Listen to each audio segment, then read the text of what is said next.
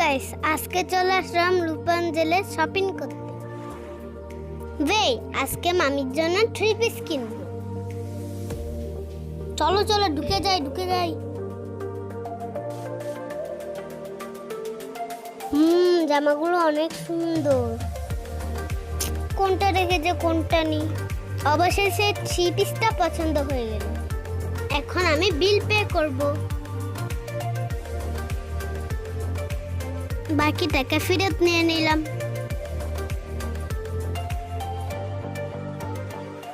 আঙ্কেলদের সাথে হ্যান্ডশেকও করলাম।